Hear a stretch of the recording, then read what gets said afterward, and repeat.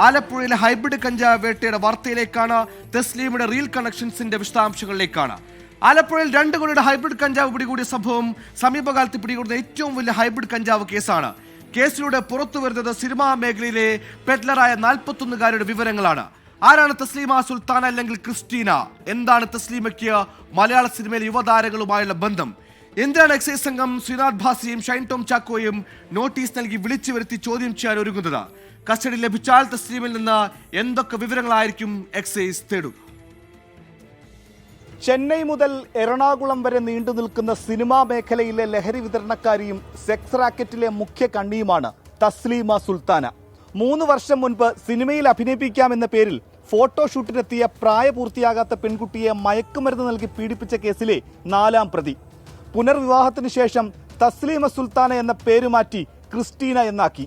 കണ്ണൂർ സ്വദേശിനിയായ ക്രിസ്റ്റീന ചെന്നൈയിൽ സ്ഥിരതാമസമാക്കി അവിടം കേന്ദ്രീകരിച്ച് നേരിട്ടും കൊറിയർ മാർഗവുമാണ് കഞ്ചാവ് വിതരണം ചെയ്തു വന്നിരുന്നത്. മലയാളം ഉൾപ്പെടെ 8 ഭാഷകൾ അറിയാം. എറണാകുളത്ത് ക്രിസ്റ്റീന റെസിഡൻസി എന്ന പേരിൽ ഇവർ നടത്തിവന്ന മസാജിംഗ് സെന്ററിൽ ലഹരി സെക്സ് റാക്കറ്റ് നെക്സസിലുള്ളവരെ കണ്ടെത്താൻ ശക്തമായ അന്വേഷണത്തിലാണ് എക്സൈസും പോലീസും. വൻതോതിൽ ലഹരി കൈമാറേണ്ട സ്ഥലത്ത് മക്കളും ഭർത്താവുമായിട്ടായിരിക്കും ഇടപാടുകൾക്ക് ക്രിസ്റ്റീന എത്തുക.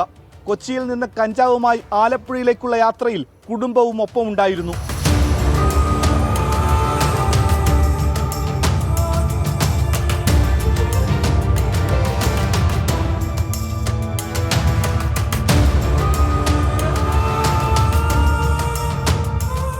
വർഷങ്ങളായി സിനിമാ മേഖലയിലുള്ളവരുമായി പരിചയമുള്ള പ്രതി ശ്രീനാഥ് ഭാസിക്കും ഷൈൻ ടോം ചാക്കോയ്ക്കും ഹൈബ്രിഡ് കഞ്ചാവ് കൈമാറുകയും ഇരുവരുമായി ഒരുമിച്ചിരുന്ന് ലഹരി ഉപയോഗിച്ചുവെന്നുമാണ് മൊഴി.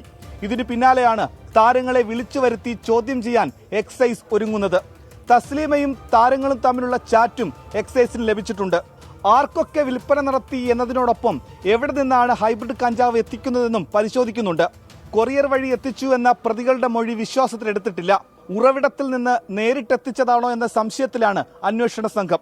മറ്റ് പ്രതികൾ വരാൻ സാധ്യതയുണ്ട്. അപ്പോൾ അവർക്ക് എഗൻസ്റ്റ് ആയിട്ടുള്ള തെളിവുകൾ ശേഖരിക്കുകയും ഈ പ്രതികളെ അറസ്റ്റ് ചെയ്യാനുള്ള തുടർ നടപടികൾ സ്വീകരിക്കുകയും ചെയ്യും. നമ്മുടെ ഈ പ്രാഥമിക അന്വേഷണത്തിലും ചോദ്യം ചെയ്യലിലുള്ള തെളിവ് മാത്രമേ ഉള്ളൂ.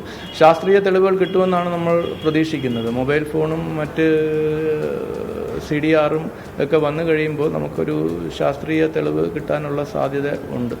സാധാരണ കഞ്ചാവിനേക്കാൾ 20 മടങ്ങ് ലഹരിയാണ് ഹൈബ്രിഡ് കഞ്ചാവിന്. MDMAയേക്കാൾ അപകടകാരി.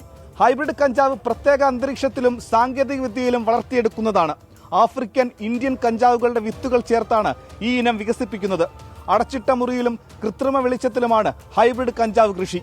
MDMA വിൽപ്പനക്കാർ പോലും അത് വിറ്റുകിട്ടുന്ന പണം കൊണ്ട് ഹൈബ്രിഡ് കഞ്ചാവ് വാങ്ങി ഉപയോഗിക്കുന്നുവെന്ന് എക്സൈസ് പറയുന്നു.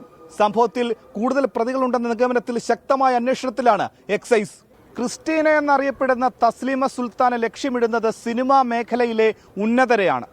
ഗ്രാമിന് സ്വർണത്തെക്കാൾ വില വരുന്ന ഹൈബ്രിഡ് കഞ്ചാവ് കച്ചവടത്തിലൂടെ ചെന്നൈയിലും എറണാകുളത്തും ഇതിനോടകം ക്രിസ്റ്റീന പല സ്വത്തുക്കളും സമ്പാദിച്ചു. ഇവരുടെ ഫോൺ ശാസ്ത്രീയ പരിശോധനയ്ക്ക് അയച്ചിരിക്കുകയാണ്. ഇതിൽ നിന്നും പല നിഗൂഢതകളുടെയും ചുരുളഴിയുമെന്ന കണക്കുകൂട്ടലിലാണ് എക്സൈസ് സംഘം. ആലപ്പുഴയിൽ നിന്നും മനീഷ് മഹിപാൽ, 24.